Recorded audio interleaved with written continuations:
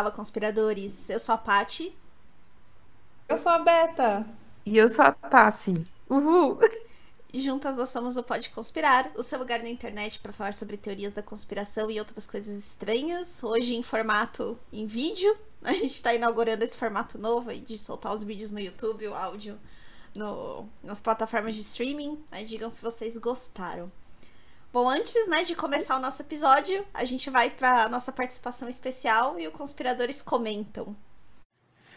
Boa noite, homens e mulheres, moças e rapazes, meninos e meninas. Fique agora com Conspiradores Comentam. Oi! Mas vai ver antes da novela Marimar. Oi! Então, galera, nosso Conspiradores Comentam de hoje é novamente o comentário do nosso amigo, o Júlio Neto, que vem acompanhando a gente, né?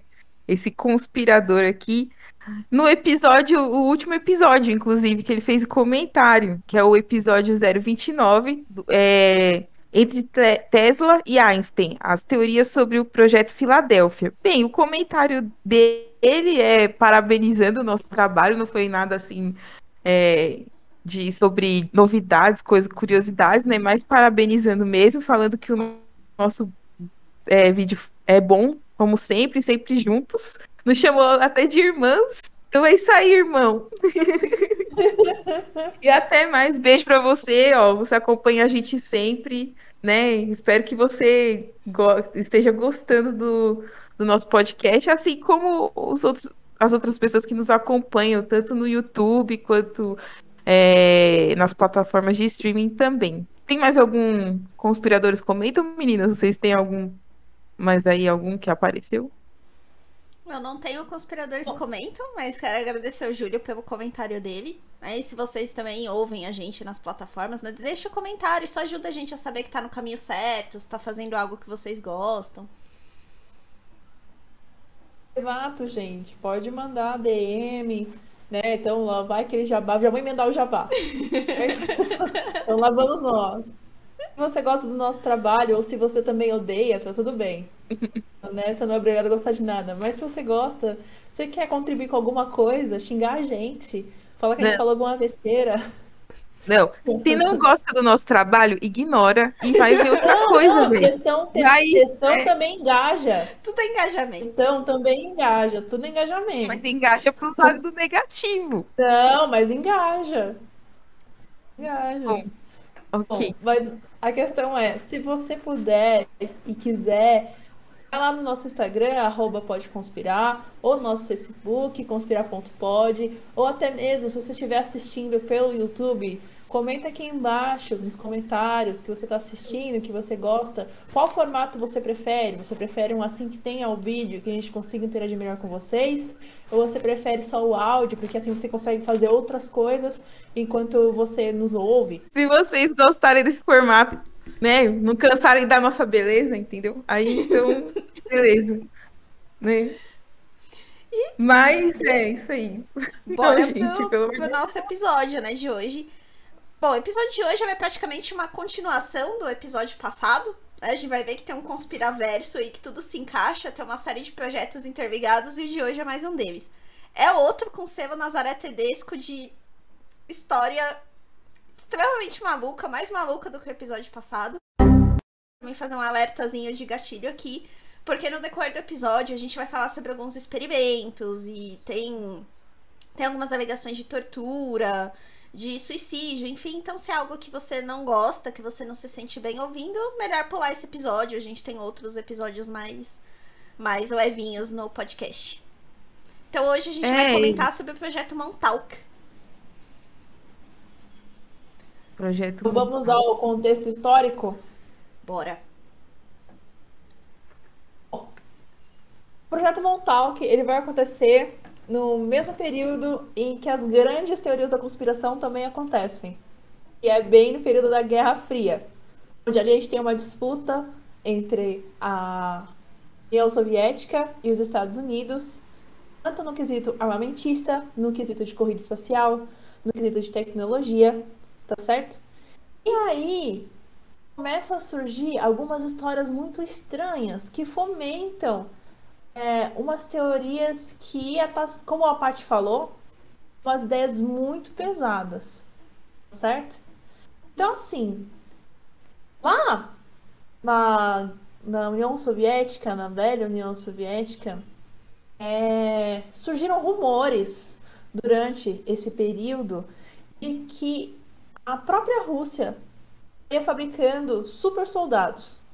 Sabe a história lá do Capitão América, que a gente vê lá nos Vingadores? É mais ou menos bem por aí, que foi baseado. Então a ideia era capacitar cada vez mais o exército para poder combater os inimigos.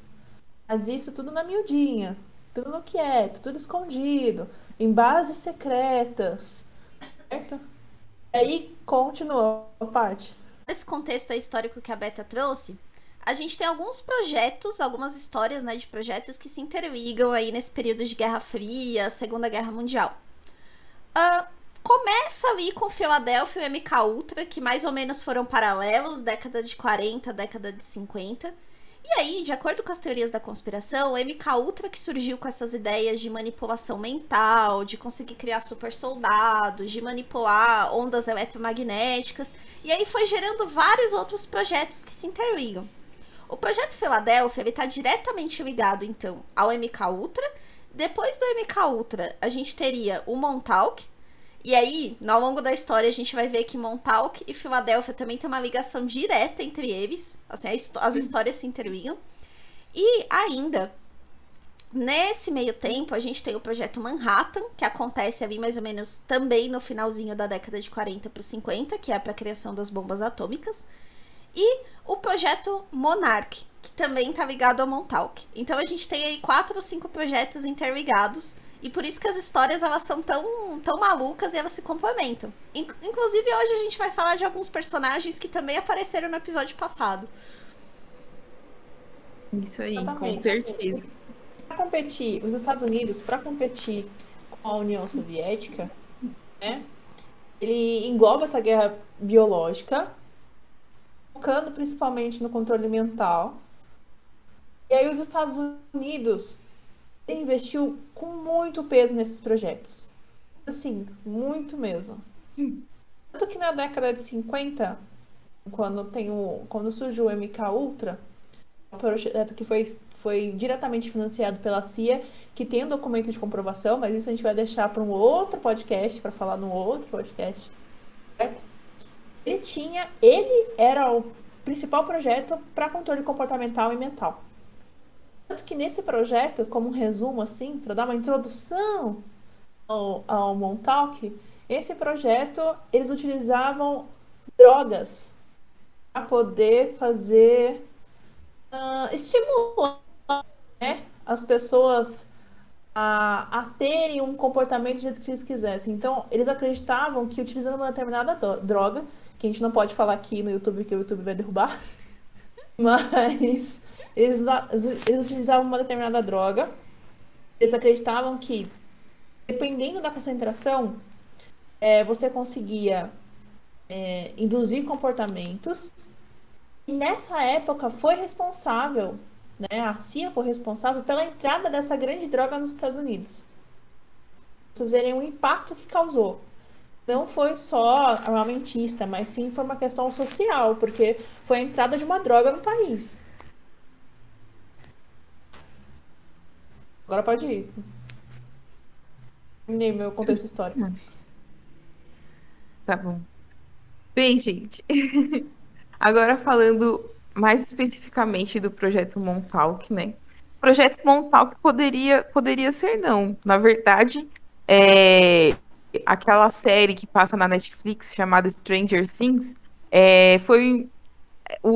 ela foi muito baseada nessas ideias do projeto Montauk, né? Então, se vocês acharem alguma semelhança, para quem gosta de séries, né? Eu não conheço tanto bem essa série, porque não cheguei a assistir, mas quem gosta muito de séries vai encontrar semelhanças. Pois é, o que o projeto Montauk é especificamente, né? Lá nos anos 40, né, o exército americano, eles acabaram construindo uma estação de defesa na cidade de Montauk. A cidade de Montauk, ela fica no estado de Nova York, lá no extremo leste de Long Island. Nessa época, nos anos 40, né, como o próprio contexto histórico nos diz, né, estava ocorrendo a Segunda Guerra Mundial.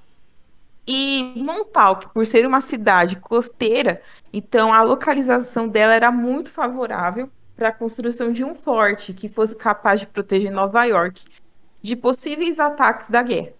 E aí acaba que nascendo ali um local chamado Camp Hero, que seria uma base militar, né? E ela ganhou muita fama justamente por causa do projeto Montauk, que seria um experimento do governo americano visando desenvolver estratégias de guerra psicológicas e recursos inusitados, como viagens no tempo, controle de mentes e técnicas de invisibilidade, né? Então, como a gente falou no projeto anterior, né, que era o projeto Filadélfia, tinha essas partes de técnicas de invisibilidade, aqui no Montauk também entra isso também. Só que o que acontece? As histórias em relação ao projeto Montauk ficaram mais fortes ali nos anos 80, né? E que acabaram ganhando relatos cada vez mais sofisticados. Em 1992, ocorreu o lançamento de um livro chamado The Montauk Project: Experiments in Time, né, que em português seria o Projeto Montauk, Experimentos no Tempo, da autoria de Preston B. Nichols e Peter Moon. E que, com esse livro, acabou criando-se uma curiosidade maior em torno do local. A obra, né, até então, teria sido lançada como um livro de ficção, só que ela é muito assim rica em detalhes de acontecimentos que poderiam ter, né, ou que teriam ocorrido na base aérea lá de Montauk, e utiliza até algumas fotografias reais para ilustrar todos os fatos que ocorreram. E com isso, né, muitos leitores ficaram realmente convencidos de que a história era real e passaram a acreditar que não era uma teoria da conspiração.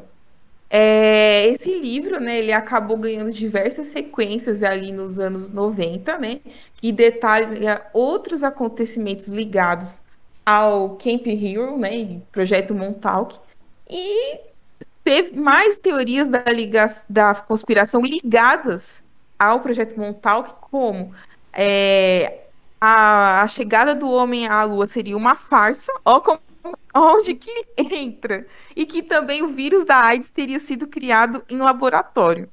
E aonde que estaria esse laboratório? Em Montauk.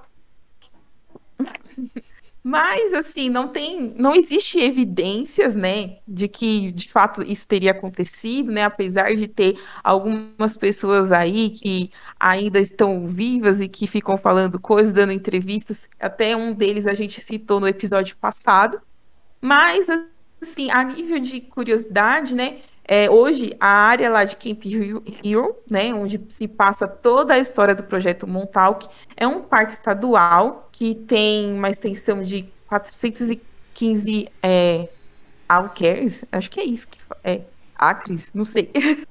E tem uma parte e tem não uma sei, eu não parte. tô vendo a unidade, senão eu falava que era o mesmo assim. Acho que é acres isso, mas é acres que tá escrito na minha pesquisa. Mas assim, gente, a gente pesquisa, tá? Enfim, mas às vezes a gente fala groselha também, né? Porque, enfim. Gente, é a teoria da conspiração. Se não quiser ouvir groselha, vai pro Nerdcast. Vai pra outro lugar. Então, aqui é zero compromisso com a verdade. A gente já falou isso em outros podcasts. Exatamente. Mas assim, o que tem mais assim de interessante lá em Camp Hero é que parte desse espaço ela é fechada aos visitantes e parece que está abandonado, entendeu? É meio engraçado, né? Lembra até um pouquinho ali daquela questão da Área 51, que também é um outro episódio que a gente pretende falar aí no futuro, né? Mas, enfim, só mais outros fatos sobre Montauk, mas aí umas coisas assim mais levinhas, né? Que Montauk é uma cidade onde se vai muitos turistas, justamente por causa da história do projeto Montauk, e que serve até de um lugar assim de descanso, né, dos holofotes para modelos, estilistas, músicos e até surfistas. Dizem que é uma das cidades mais ideais para a prática de surf, né? E 70% do território de Montauk é formado por parques naturais. E Camp Hero tá lá, é um desses parques. É isso, gente. Isso aí é basicamente o que eu falando ali do projeto e um pouco também assim para vocês entenderem como que é o lugar. Mas agora sim a gente vai destrinchar mais em partes de como que as coisas se sucederam dentro do projeto Montauk.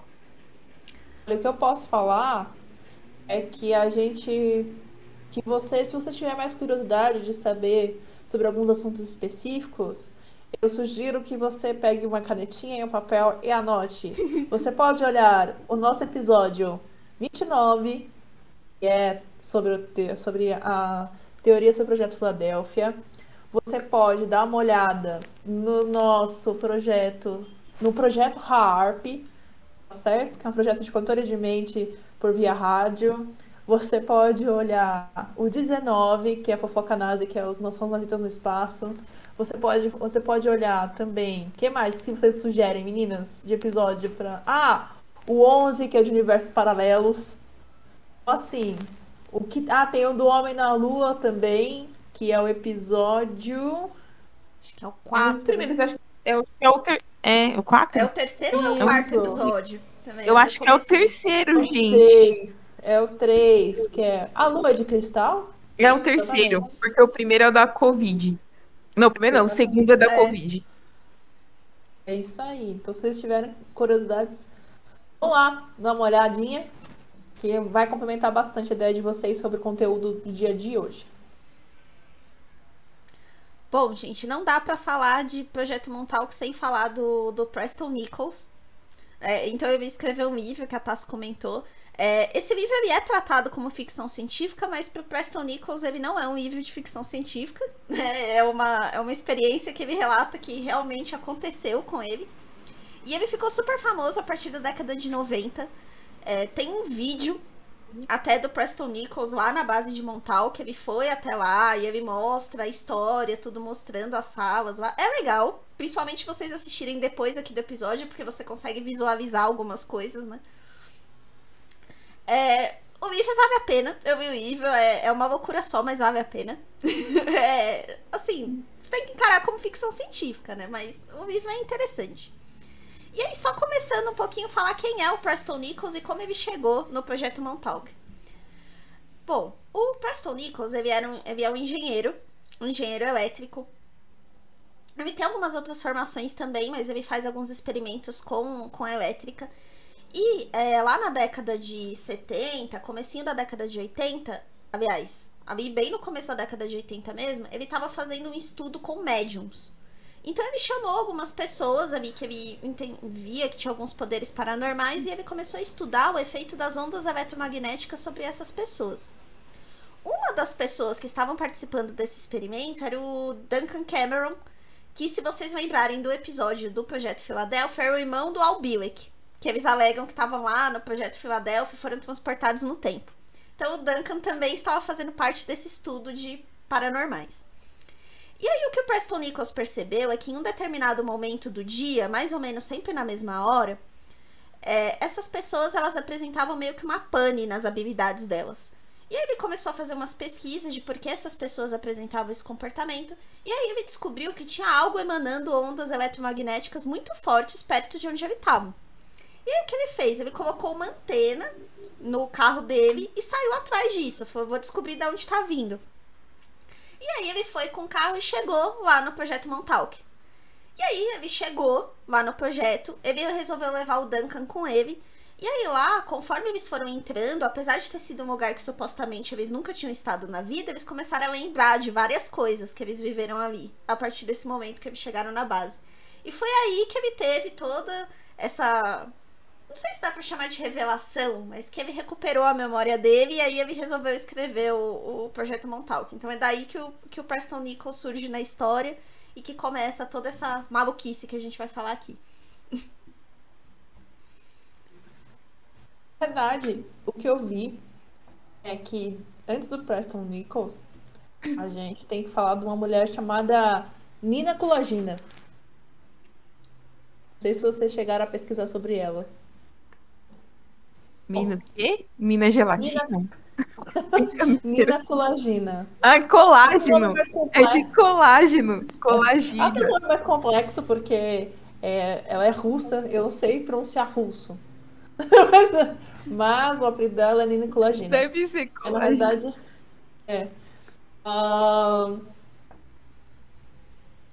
segundo o próprio Google Arts and Culture, a Nina foi uma dona de casa russa e foi conhecida sobre suas supostas capacidades paranormais, mais notoriamente associadas pela psicocinese. O que é psicocinese? É você conseguir movimentar coisas com a mente, entendeu? Isso seria psicocinese. Tanto que tem uns vídeos no YouTube que você pode assistir, você procurando Nina Kulagina, vai ter lá os vídeos dela movimentando, supostamente, né? Movimentando os objetos com a mão. E diversas pesquisas científicas sobre ela foram realizadas, conduzidas na União Soviética, nos últimos 20 anos da vida dela. E segundo alguns relatórios que foram encontrados, mais de 40 cientistas chegaram a estudar a Kulagina. Entre eles tiveram fisiologistas, neurofisiologistas, tem também pesquisador psíquico, psicólogos e muitos outros que trataram ela como realmente um laboratório. Tanto que ela, durante um período, não sei identificar qual era o período exatamente, mas alguém a acusou de ser uma charlatã, mas ela processou a pessoa que a chamou de charlatã, porque ela conseguiu provar que não era. Não me pergunte por quê, não me pergunte como. Eu só sei que foi assim. Então ela conseguiu provar que ela realmente tinha psicocinese. Meu, não, rapidinho. Como você falou, só sei que foi assim. Lembra o Só sei que Chicó. foi assim. Só Exatamente. lembra o Chicó do Alto da Compadecida, gente. É assim. Quem é cringe sabe. Eu não sei, eu só sei que foi assim. Mas, né, pelo que dizem, é que ela conseguiu realmente provar que ela tinha psicocinese. Agora, não se sabe se o júri foi forçado por alguma outra maneira, né, a concordar com isso. Não sabemos. Mas ela realmente ganhou o processo em cima disso. E a partir dessa história é que conta-se, né, os Estados Unidos começou a realmente ficar com medo de que a Rússia estava realmente criando e formando pessoas para combatê-los na Guerra Fria, para criar um exército com superpoderes. E nisso esses projetos todos foram fomentados, principalmente o Montauk.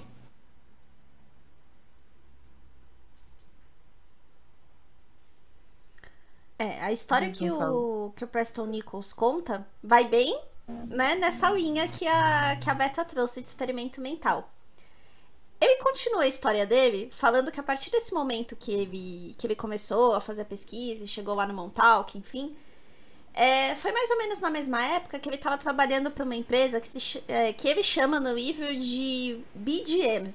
Que ele fala que era uma empresa que trabalhava para o exército dos Estados Unidos, produzindo armas para o Ministério da Defesa dos Estados Unidos, que ficava em Long Island. E aí ele fala que parte da descoberta dele de estar no Projeto Montauk começou também por essa empresa que ele trabalhava. Ele disse que era um engenheiro na empresa, tinha um cargo normal, só que ele começou a ser convidado para umas reuniões que iam muito acima do que ele deveria participar como engenheiro. Ele disse que começou a ser envolvido em uns assuntos, assim, que ele não via muito sentido ele ser envolvido, né? Porque ele não tinha um cargo muito alto na empresa. E aí um dia ele cismou de ir no subsolo da empresa que ele trabalhava. E assim, ele sabia que ele não tinha credencial pra estar nessa área da empresa. E ele resolveu ir, falar, vou tentar, né? Não já tenho, vou lá. E aí, pra surpresa dele, o segurança dele deixou ele passar e ainda entregou um outro crachá pra ele, falando, olha, né, esse crachá que você tá usando não tem um nível adequado pra vir aqui e tal, toma esse outro. E aí ele começou a andar lá por uns corredores, que ele nem sabia que existia na empresa, e ele achou um escritório com o nome dele na porta. Preston B. Nichols, diretor assistente de projeto. E aí, a partir desse encontro que ele fez lá nessa empresa, dele ter encontrado esse escritório, ele recuperou mais memórias ainda da participação dele no projeto Montauk. É interessante a gente falar dessa BGM, que ele fala que ele trabalhava, porque não se conseguiu encontrar nenhum registro de trabalho dele nessa empresa, enfim. Mas as pessoas que estudam essa história do projeto Montauk fazem um paralelo com uma outra empresa que de fato existe em Long Island, que é a Airborne Instruments Laboratory, que é uma empresa que realmente presta serviço pro Ministério da Defesa norte-americano. E aí eles fazem um paralelo que eu achei muito legal.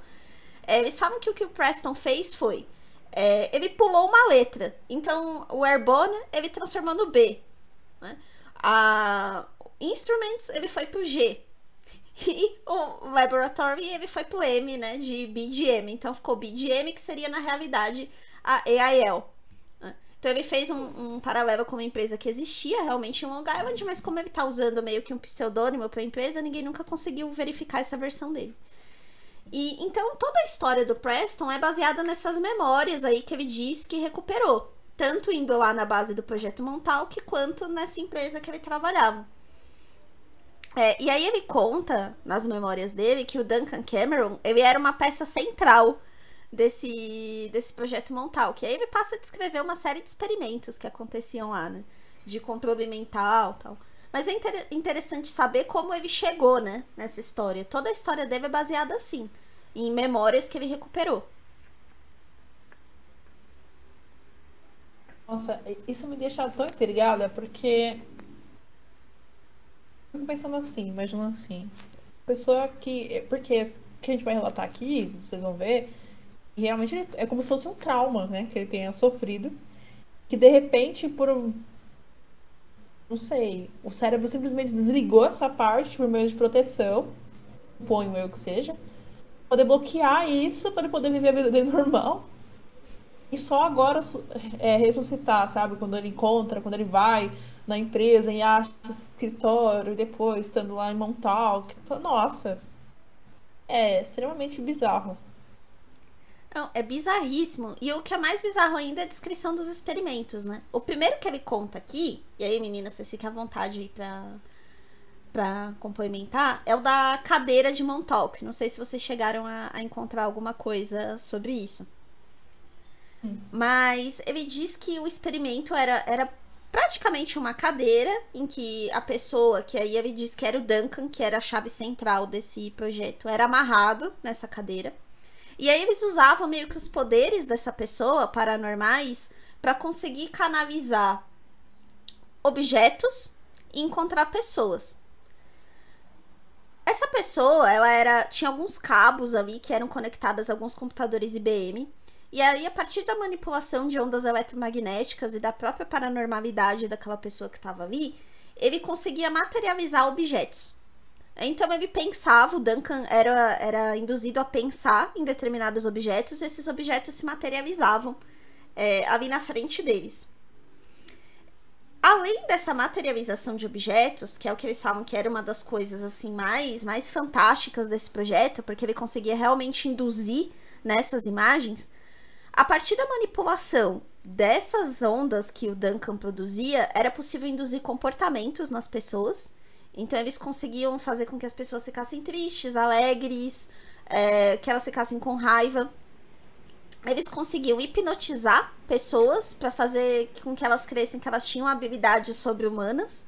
E essas pessoas realmente passavam a acreditar de tal forma que elas tinham aquela habilidade que elas passavam a reproduzir esses comportamentos, então de força, de mover objetos. Ele basicamente canalizava uma energia e conseguia materializar aquilo. Uma coisa que é muito interessante é que ele fala que essa cadeira ela era utilizada num experimento chamado Seeing Eye, tipo olho que vê. E esse experimento era um dos pontos-chave do Montauk, porque ele ia trazer um ganho de espionagem absurdo para os Estados Unidos. A partir de um objeto, de uma pessoa que ele segurasse, um fio de cabelo, um pedaço de roupa, uma fotografia, ele conseguia materializar essa pessoa, encontrar ela e ele conseguia ver com os olhos dela. É como se ele passasse a ocupar o corpo daquela pessoa e ele conseguisse ver tudo que ela estava enxergando, por todo o ambiente que ela estava. Ele conseguia basicamente entrar na pessoa e passar a pensar como ela e enxergar como ela. E aí a parte estranha, né, é que ele fala que ele fala isso, o Preston Nichols, e o próprio Duncan Cameron fala também que ele sofreu danos cerebrais e corporais também, muito graves de todos esses experimentos que ele passou. Né? Ele fala que ele era exposto a correntes elétricas elevadíssimas, que ele era exposto a radiação, que ele era exposto a choques, né? E que por conta disso ele teve vários problemas nos pulmões. Ele fala que os tecidos dos pulmões dele estão seriamente danificados. E o ponto até aí, ok, daria pra você entender que por conta de tudo isso que ele passou, natural que a pessoa ficasse com alguns problemas. Mas ele chega a falar num ponto aqui que o Cameron, ele tá praticamente morto. Que a única coisa que mantém ele andando, falando, tal, é justamente esse poder paranormal que ele tem. Mas ele é uma pessoa que o cérebro dele está morto. E aí ele até fala no livro que ele tem um amigo dele que é médico e que ele perguntou pra esse amigo dele se isso seria possível. E aí ele não traz evidência nenhuma disso, claro. Mas ele fala que esse amigo dele comentou que seria, assim, possível que uma pessoa que estivesse morta, com uma morte cerebral, mas que continuasse falando e se movimentando em algumas determinadas circunstâncias. E que o Duncan Cameron é uma dessas pessoas especiais aí, que por conta desses poderes paranormais, ele segue vivendo como uma pessoa normal, apesar de estar morto. Nossa, não faz sentido nenhum isso aí. Não. Porque uma pessoa que não tem condições de pensar, sei lá, de pensar, enfim, não sei. Não estaria, tipo, andando por aí, né? A gente imagina uma pessoa, sei lá, no mínimo no hospital. Ou morta mesmo. Mas, E enfim. outra, não precisa nem ir tão longe, né? Porque, se a gente parar para analisar, o projeto ele consistia, então, em captar pessoas que tivessem uma capacidade psíquica, bem entre aspas, né? Tivesse alguma habilidade especial. Ou seja, eles queriam fazer os X-Men. Basicamente isso. Entendeu? Basicamente isso. Eles queriam fazer um X-Men ali, coletar o máximo de pessoas, entre aspas, mutantes, habilidades diferentes, e fazer essas pessoas, submeter essas pessoas a essas agressões. Primeiro que é um contexto que a gente vive hoje de muita conexão de informação, de troca de mensagem, né? E que algo aconteceu, algum acidente, sei lá, aconteceu na China, a gente já recebe informando que aconteceu aquele acidente, como, por exemplo, as enchentes que estão acontecendo agora, né? Na Europa, na China, a gente está vendo. E ter pessoas que têm habilidades especiais, assim, tão específicas, né? Naquela época, e por que não existiria hoje? Né? E como é que isso não ia parar na mídia também? Porque essas pessoas tinham, né? Porque pessoas com capacidade desse jeito não vão se esconder. Pelo menos não nos dias, né, que tem uma conexão com a internet, que você consegue mandar mensagem daqui até pro outro lado da Terra num instante, um piscar de olhos. Não, já começa por aí, né? É muito bizarro você ter uma pessoa que ela afirma que ela é desse jeito. Não é? Vocês não acham estranho? Não, Uma pessoa que afirma que ela é desse jeito. É muito estranho mesmo. Tipo, sei lá. Eu acho que a pessoa usa muita droga. Véi. Então. Sabe? Deve usar uma droga verde, uma planta verde, né? Eu não vou falar o nome. Deve ser não, isso. mas Uma erva natural que não pode te prejudicar. Então, essa daí não é essa daí, não. Ai, sei lá. É, mais pesado. Tinha uns relatos aqui pra frente de outras coisas mais pesadas. É, não, sim, isso. Tem uma droga lá que começa assim, né? Eu não posso, não sei se eu posso fazer. Mas enfim, a primeira letra dela é assim. Mas então, complementando aí um pouco sobre essa parte aí dos experimentos, o Nichols, né, também, esse maluquinho, ele disse também a respeito de sequestro de crianças pequenas, inclusive algumas até com menos de 4 anos de idade, que eram utilizadas, né, nos experimentos do projeto Montauk. E isso provavelmente uma das coisas assim mais, vamos dizer, assustadoras, né?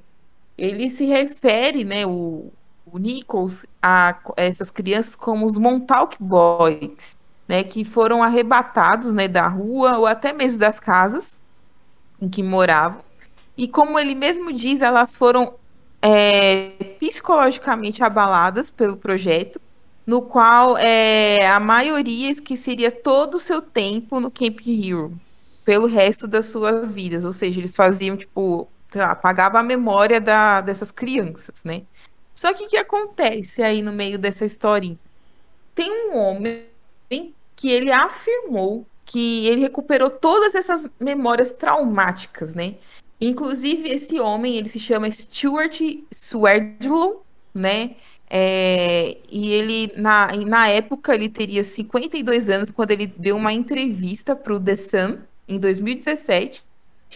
Hoje ele mora em Michigan, né, nos Estados Unidos. E ele revelou que ele era um desses Montauk Boys e descreve como que eram esses abusos, né, que eram cometidos aos garotos, né, às crianças. Bem, vou falar aqui uma frase que ele diz, né, são as palavras dele, né? Ó, quando os experimentos começaram, eles tinham como alvo meninos descartáveis, como órfãos, fugitivos ou filhos de viciados em drogas. O tipo de criança que ninguém realmente procuraria. O objetivo era fraturar sua mente para que eles pudessem programar você. Eles mudavam a temperatura de muito quente para muito frio, morriam de fome e depois se alimentavam demais. Lembro-me de ter sido espancado com uma vara de madeira. E eles adoraram segurar, eles adoram, na verdade, adoravam, né, segurar sua cabeça debaixo da água até você quase se afogar. Então imagina como que era esses experimentos. Isso foi eficaz, é provável que uma pessoa ouça e obedeça ao seu salvador. Eles também usaram droga que eu não posso falar o nome, para colocar nossos cérebros em um estado alterado. Esse homem, né, o Stuart Swerdlow, ele ainda acrescentou nesse relato que ele observou muitos abusos sexuais, né, às crianças, que eram utilizados como uma maneira de romper, enfim, com a mente dessas crianças, enfim. Eles realmente utilizavam as crianças com muita maldade mesmo, né? E ele ainda também relata que ele foi enviado para Marte e que também ele voltou no tempo, lá nos tempos da Bíblia, através das tecnologias espaço-temporais do Camp Hill. Esse relato do Stuart. E ele disse. Pode seguir, não, não, terminei. Não, eu ia falar assim que ele falou assim que até hoje, né, terminando só o relato aqui dele, que ele diz que até hoje ele tem pesadelos, né, depois que ele lembrou o que ele passou, ele tem pesadelos até hoje com isso, né, e ele diz assim que ele não estava lá quando a cadeira Montauk foi desligada, mas ele se sentiu como se tivesse subitamente sido desconectado dessa eletricidade. O relato do Stuart é um dos mais famosos, tem mais. Tem outras pessoas que também falam sobre o projeto Montauk, que supostamente são esses Montauk Boys. Mas o do Stuart, ele chega a falar de mais de 3.000 crianças, que ele consegue lembrar.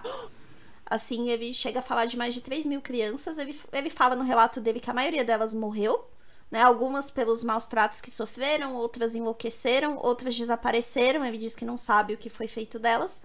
mas ele conta mesmo que elas eram mantidas numa estrutura no subsolo.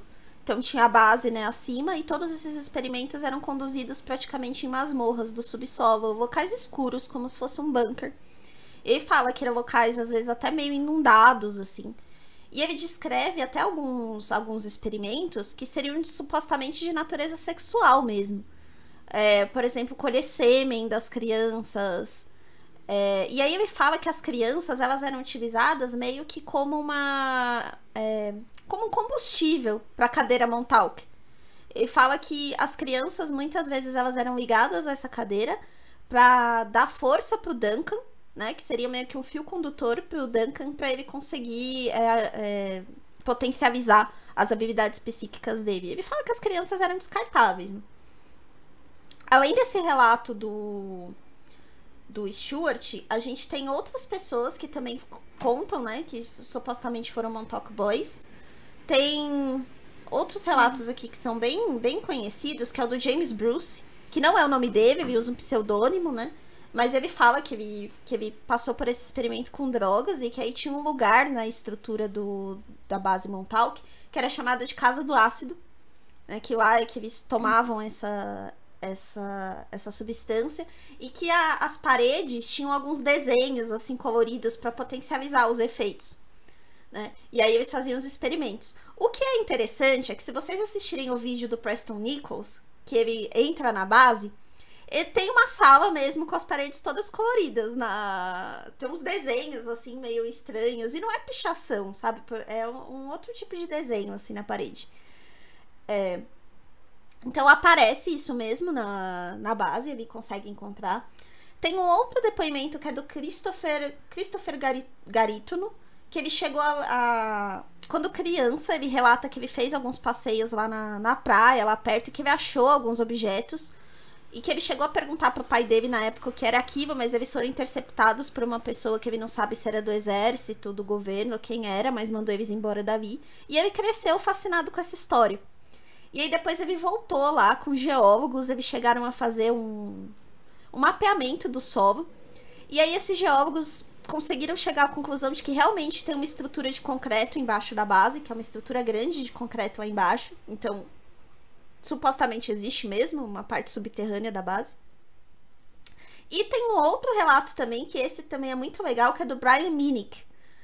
A diferença do Brian Minnick para todos esses outros é que ele tem as evidências em vídeo, né? Se vocês procurarem, tem algumas imagens dos vídeos do Brian Minnick, que ele chegou aí na base de Montauk lá no começo da década de 90. Quando ele era adolescente, ele foi com uns amigos e eles gravaram, né? Uma fita meio VHS ainda lá do começo da década de 90, mas dá pra ver algumas coisas. E aí eles entram na base. E eles conseguem entrar nessa parte subterrânea. Então tem umas galerias assim subterrâneas. A maior parte das portas tá trancada, né? Eles não conseguiram entrar pra ver o que tinha. Mas bate com algumas descrições que pessoas como Stuart, como Bruce fizeram, de uma estrutura subterrânea, meio alagada, assim, tava mesmo com muita água. E eles também conseguem encontrar essa casa aí com os desenhos, né? Então confirmou mesmo a existência de que tinha essa estrutura lá. Se era pra isso, ninguém sabe, mas existia essa estrutura. O que as pessoas que desacreditam o depoimento desses Montauk Boys falam é que, primeiro, eles só apareceram depois do livro do Preston Nichols, né? Então falam que eles foram supostamente sugestionados, né, pela leitura. E dizem que o próprio Preston Nichols contribuiu muito para isso. Inclusive tem algumas acusações até de algo que, assim, muito parecido, sabe? Quem lembra do caso do João de Deus, que ele usava aquela justificativa de tentar ajudar as pessoas para cometer abuso? Tem algumas acusações, assim, relacionadas ao Preston Nichols, de que ele abordou algumas dessas pessoas e usou abuso sexual para dizer que estava ajudando a recuperar as memórias dessas pessoas, desses Montauk Boys. Então, é uma história muito controversa. Mas tem várias pessoas que contam, né, esses relatos. E o relato do Stuart, ele é especial também, porque ele começa a introduzir alienígenas no meio da história, né? Que é outra parte famosa do Projeto Montauk. Não tem como não, né? Tinha que ter, né? Tem que ter. Não, e assim, se você assiste Stranger Things, tá cedo e não assistiu. Mas se você assiste, muita coisa dali realmente foi extremamente baseado na Montauk, tanto que o nome do programa era para ser Montauk, né? Isso. Então, a Eleven, ela é a representação do que as crianças passavam ali. Então, colocar aquele capacete cheio de fio para poder propagar, né, aumentar a capacidade psíquica, isso nesse de alterar, segundo relatos, né, nesse de alterar a realidade psíquica, as pessoas, as crianças conseguiam acessar outras dimensões, assim como a Eleven, que ela consegue acessar o Upside Down, né, abrindo um portal. E lá, quando você lê sobre, eles falam que é acessar um hiperespaço, ou então colocar crianças em tanque de isolamento de água, por exemplo. Você coloca a criança dentro do tanque com água isolada, de nenhum barulho, para que ela também aumentasse a capacidade mental dela.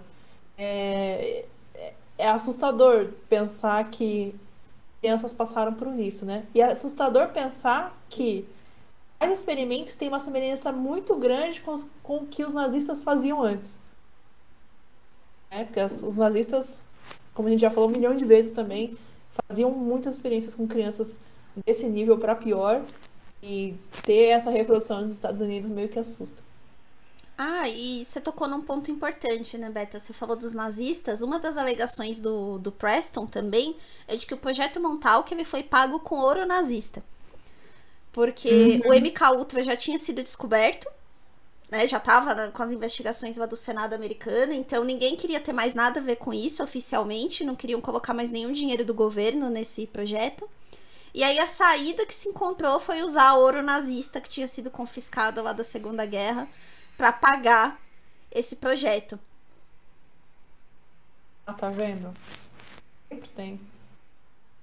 Ai, eu acho tão horrível. Eu acho tão horrível se isso for Nossa, com certeza. se Se for for verdade. é uma história pesadíssima. Não, Nossa, nem fala. aí a gente Outra fica coisa, pensando assim, porque essas histórias são histórias antigas, né? A gente fica pensando também, será que no futuro não vão falar de projetos secretos que estão ocorrendo, tipo, atualmente, e a gente não tem noção? Entendeu? É. só saberemos mais pra frente. Porque tem tanta criança que some.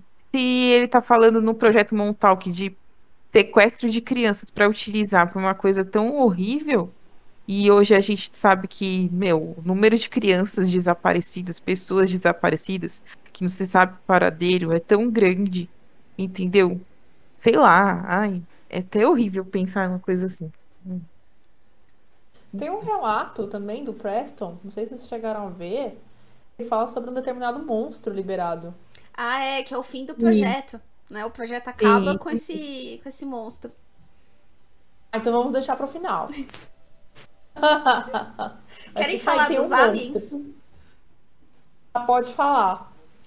Bom, Toda bala que eu complemento. uma das coisas que o Stuart alega, então, que tornou o depoimento dele famoso, é que ele fala dessa viagem a Marte. O Preston também fala da viagem a Marte, o Duncan também fala da viagem a Marte. Isso se repete em vários relatos ali de pessoas que supostamente participaram do projeto Montauk. Bom, o Preston ele diz que isso aconteceu entre 1981 a 82, já pertinho ali do final, né, do projeto, mas que eles tinham apoio alienígena na tecnologia e por isso que eles conseguiram fazer muita coisa que eles fizeram, inclusive essa cadeira em Montauk. E que um desses projetos foi uma viagem a Marte. E eles queriam chegar até lá porque existiam pirâmides em Marte com fontes de energia que eles queriam descobrir o que tinha lá. E aí, de acordo com o Preston, eles conseguiram fazer essa viagem até Marte. Eles confirmaram a existência dessas pirâmides, mas eles não conseguiram acessar o que tinha dentro delas.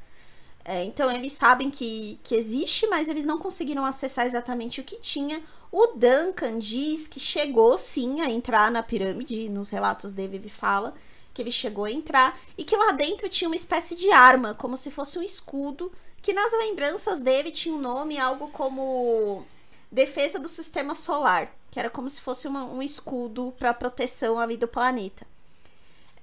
Mas que ele também só se recorda disso, que ele não tem muitas lembranças do que aconteceu. Mas o mais chocante desse relato alienígena não é nem tanto essa parte da viagem a Marte, que já seria algo, né, muito... Porque essas pirâmides de Marte, a gente pode até comentar no outro episódio, mas já se comprovou que não tem pirâmide em Marte. Isso foi realmente algo que circulou na década de 70, como se fosse verdade, mas não tem. E o mais chocante é que eles falam que existia meio que um trato entre alienígenas e humanos. O Stuart, ele relata que ele foi abduzido algumas vezes, e que em uma dessas abduções ele conseguiu perceber que tinha humanos ali do Projeto Montauk trabalhando junto com os alienígenas. E que o trato entre eles era o seguinte: os alienígenas, eles usavam os corpos das crianças que morriam no projeto. Ele conta uma história assim, que os alienígenas, eles usavam as crianças meio como uma fonte de energia para eles, mas não, tipo, se alimentando das crianças propriamente ditas.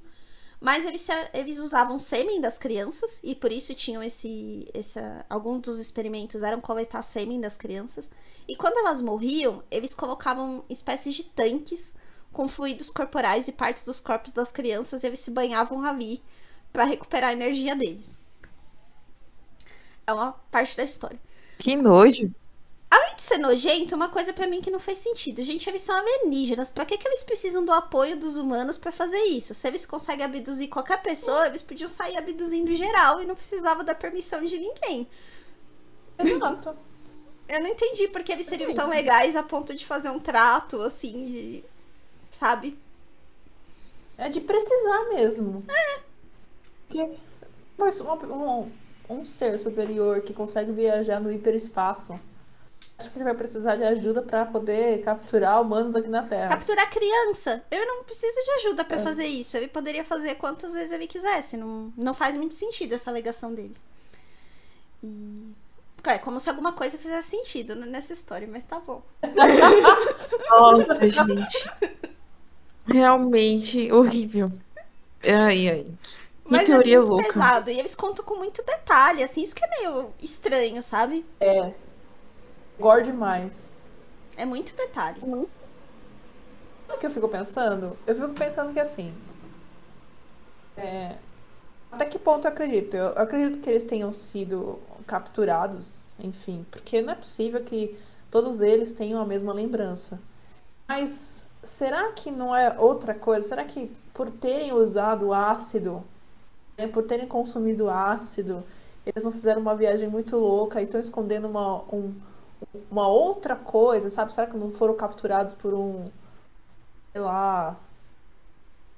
Como é que eu vou falar disso? Sem ser banida no YouTube, calma. Raciocina. 5, Calma. 4, 3, 2. Não, tá, pensa assim. Vou voltar então. Eu fico pensando assim. São pessoas, né, diferentes, que têm mais ou menos a mesma lembrança.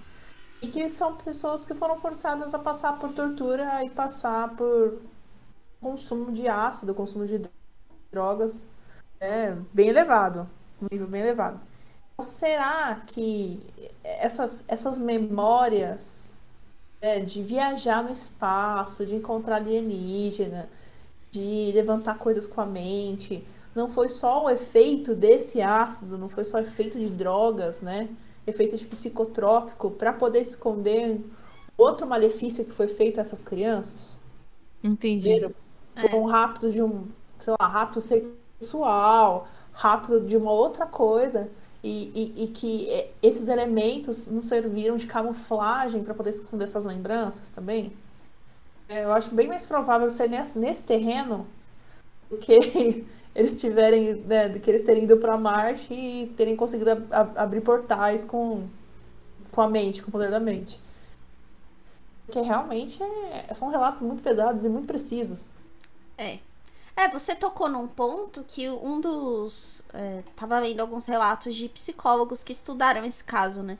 Porque eles usam esses relatos dos Montauk Boys como um exemplo de memórias induzidas, né? Tem bastante estudo usando esse caso para falar do efeito da memória, de hipnose, porque algumas pessoas também chegaram nessa conclusão de que participaram do Projeto Montauk depois de hipnose. E aí se discute até que ponto essas memórias não são induzidas, Ou uma das hipóteses deles é que essas pessoas realmente passaram por situações muito traumáticas na vida delas, abuso, violência, enfim. E aí depois que elas leram esse livro do Preston Michaels, enfim, aquilo foi meio que um conforto, né, pra elas, de criar essa história aí do projeto, de que participou, pra encobrir essas outras situações, né? Tá vendo? Faz sentido mesmo. Ai, ai. Essa teoria é muito pesada, gente. Quanto que é o fim dela? Então, né, gente? Deixa eu ver aqui. Então, e ainda falando sobre o Projeto Filadélfia, qual que seria a ligação entre o Projeto Filadélfia e o Projeto Montauk? Seria que o Duncan, né, o médium mirim que estava lá no Projeto Montauk, né, ele seria um dos tripulantes do USS Eldridge, né? E que teria viajado no tempo dos anos 1940 até 1980, durante a desmaterialização do navio de guerra. E, com isso, incorporado no projeto Montauk no corpo de um menino. Então, ele era um adulto lá no projeto, né, Filadélfia, né? Um dos tripulantes, e de repente ele apareceu no projeto Montauk que era uma criança, né? Então, bem, essa é uma. Isso é o que eu achei. Essa é a ligação.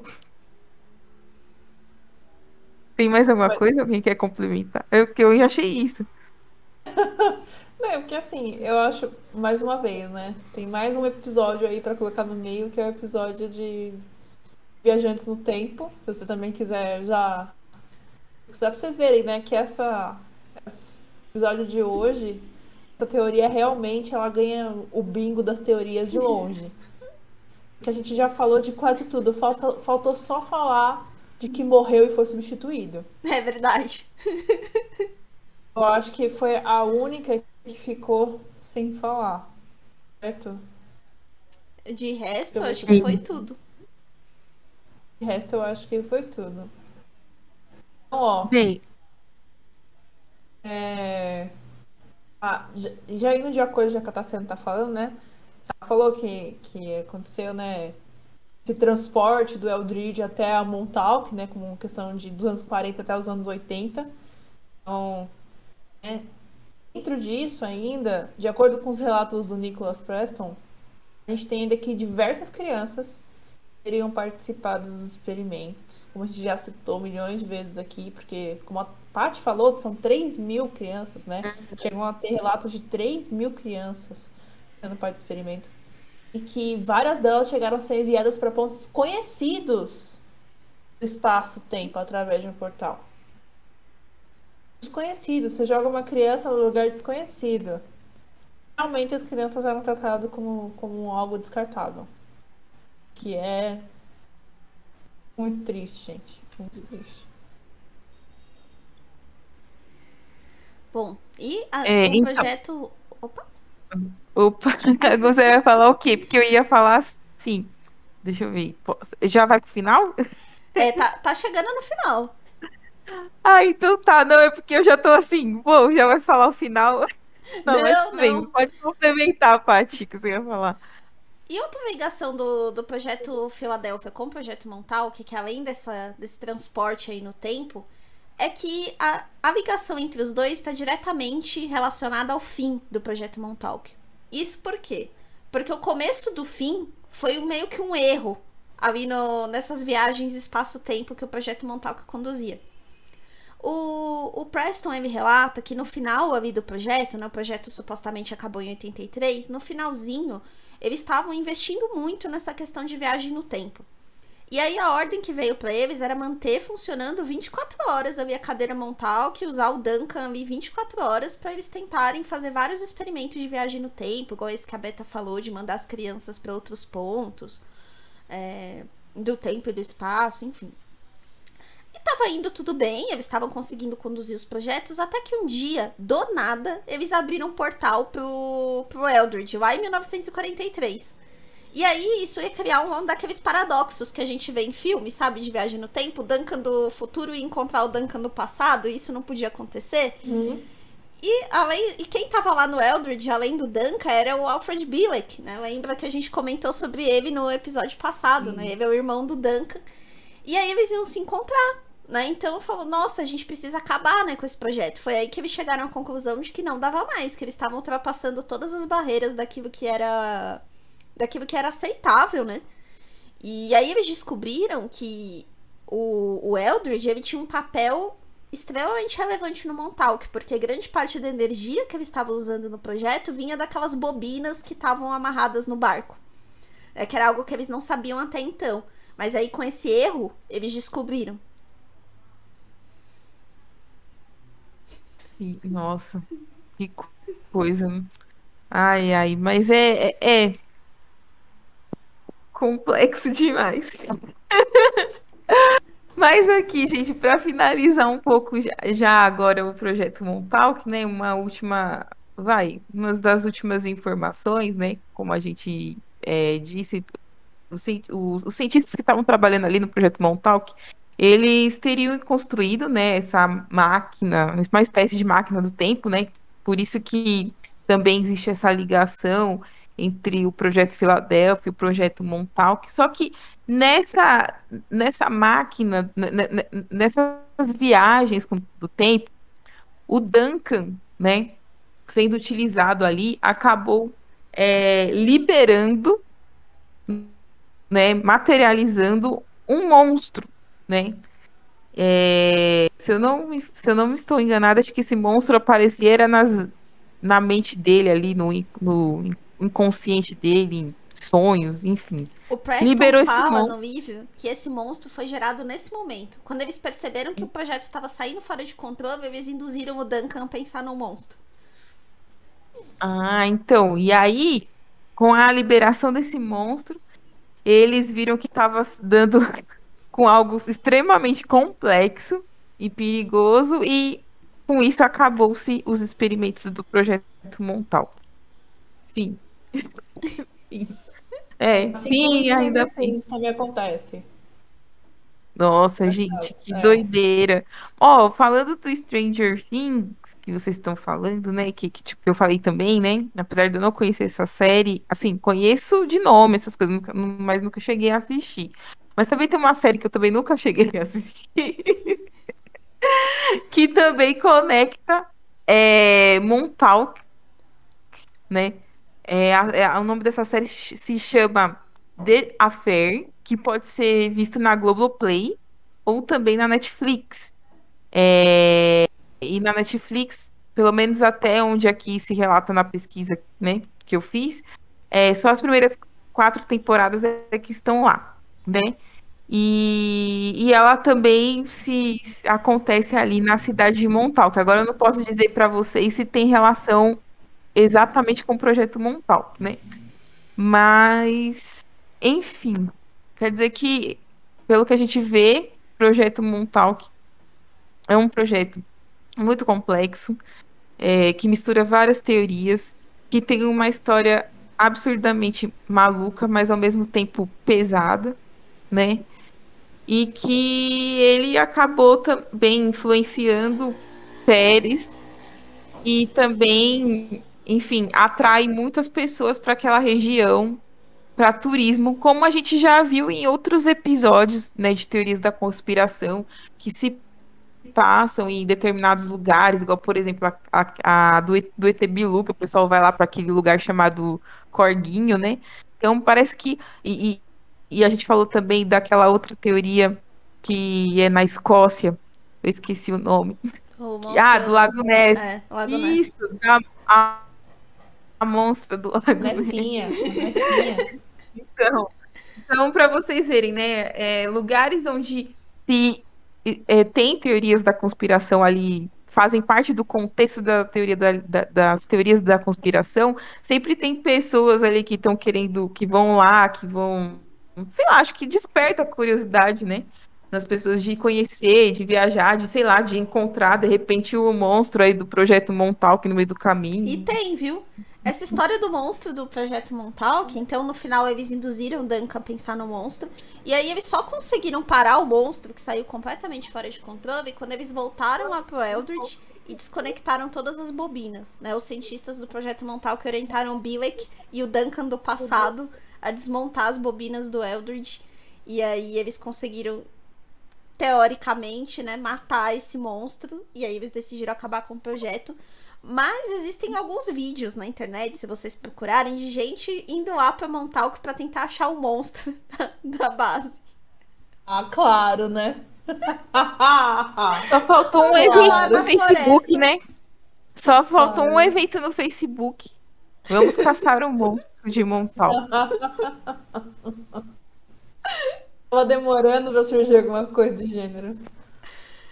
Gente, então falamos sobre o Projeto Montauk, ficou um episódio longo, né? Ficou um episódio pesado, né? E por isso que a gente até avisou no começo do episódio, porque é uma história, né?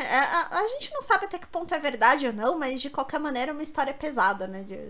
É um assunto, assim, complicado de abordar. Mas espero que vocês tenham gostado, a história é confusa, mas se vocês tiverem interesse de se aprofundar um pouco, eu acho que vale muito a pena ver os vídeos de exploração da base Montauk. Depois do episódio vocês conseguem visualizar muitas coisas que eles mostram nos vídeos da base. Vale como curiosidade. E a gente se vê no próximo episódio. Bom, gente, esse episódio realmente foi pesado, confuso, realmente merece o selo do Nazaré Tedesco, que é presente nesse episódio. Mas o conjunto de projetos dentro da Guerra Fria é um conjunto de projetos que é bem surpreendente quando você começa a olhar mais de perto. A gente vai trazer mais coisas pra cá e eu espero que vocês gostem. Nós esperamos que vocês gostem. Um beijo pra vocês e tchau. Bem, gente, eu, sinceramente, esse projeto é maluco. Espero não ter pesadelos com monstros, Porque entendeu? a gente grava à Sei noite, lá. pra quem não sabe, a gente grava sempre à noite, então... Pois é. Mas é isso aí, né, gente? Eu espero que vocês tenham saído vivos desse episódio. E aguardem próximos episódios nossos, talvez tão loucos quanto esse, tá bom? Beijos a todos e até mais. Tchau, Tchau, tchau. tchau. Conspiradores Vinheta. comentam. Vai ter vinhetinha. Vinheta.